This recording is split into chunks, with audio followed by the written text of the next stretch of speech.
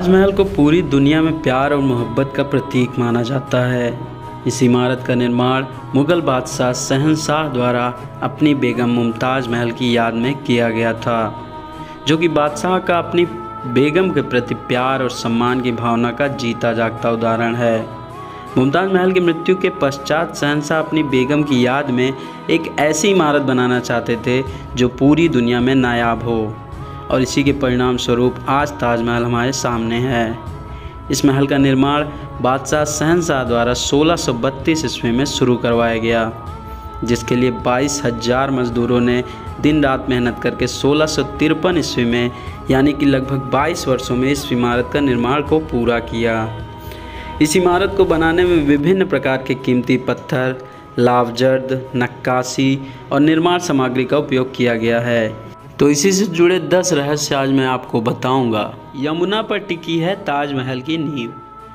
भले ही यह सुनने में थोड़ा सा अजीब सा लग रहा है, परंतु यह सच है कि यमुना पर ही ताजमहल की नींव टिकी है। दरअसल ताजमहल जिन लकड़ियों पर टिका है उन्हें मजबूती के लिए नमी की आवश्यकता होती है। ऐसे में यह लकड़ियाँ आवश्यक नमी यमुना के जल से प्राप्त कर लेती हैं। जहां अन्य प्रकार की लकड़ियां पानी के संपर्क में आकर खराब हो जाती हैं, वहीं ताजमहल की नींव के लिए प्रयुक्त लकड़ियां की मजबूती के लिए नमी आवश्यक है।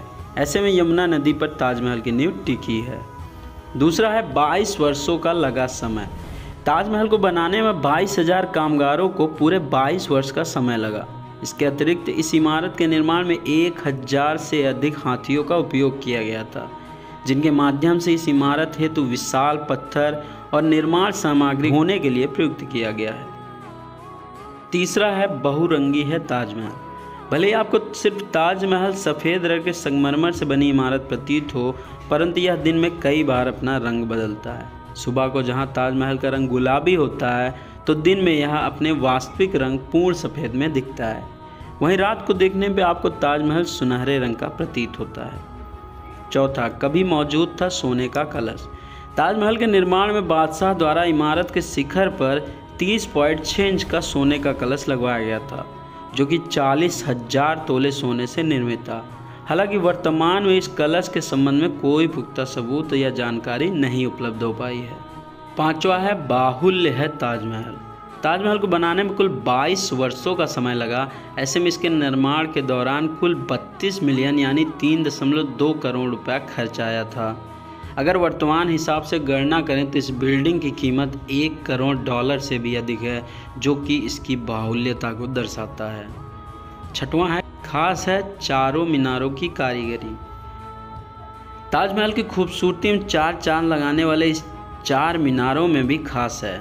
इस मीनारों को इस तरह से डिजाइन किया गया है कि अगर किसी प्राकृतिक आपदा जैसे भूकंप, बाढ़ या बिजली गिरने की वजह से इन्हें नुकसान होता है, तो यह मीनार बाहर की ओर ही गिरेंगी, जिससे कि मुख्य इमारत को कोई नुकसान नहीं पहुंचे। वैश्विक है ताजमहल। ताजमहल सिर्फ लोकप्रियता के मामले में वैश्विक नहीं है, अपितु इसे बनाने में भी दुनिया के कोने कोने से आई हुई निर्माण सामग्रियों का प्रयोग हुआ है।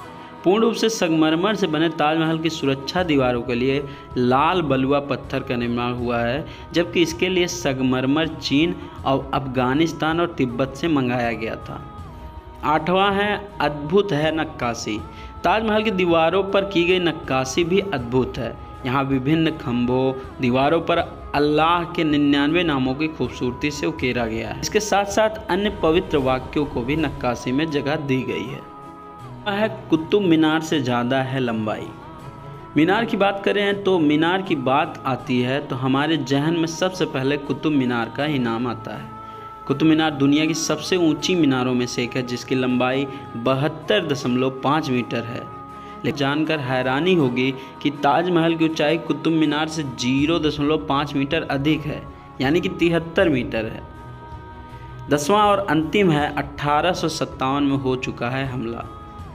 तो मैं आपको बता दूं कि 1857 की क्रांति के दौरान ताजमहल को भी क्रांति का कोपभाजन मरना पड़ा था, और इस इमारत को भी इससे अच्छा खासा नुकसान पहुंचा था। परंतु 1908 में तत्कालीन वायसराय लॉर्ड कर्जन के द्वारा इस इमारत की प्रसिद्धि को देखते हुए इसे पुनः निर्मित किया गया। तो अगर आपको यह वीडियो अच्छी लगी हो तो वीडियो को लाइक करके कमेंट करके बताइए कि आपको कैसी लगी, और इसी तरह ऐतिहासिक वीडियो देखने के लिए, ऐतिहासिक इमारतों के बारे में जानने के लिए हमारे चैनल को सब्सक्राइब करके बेल आइकन को प्रेस कर दीजिए, जिससे अगली वीडियो की नोटिफिकेशन सबसे पहले आपको मिले। इसी के साथ आज लेते हैं विदाई। धन्यवाद। राम राम। जय हिंद।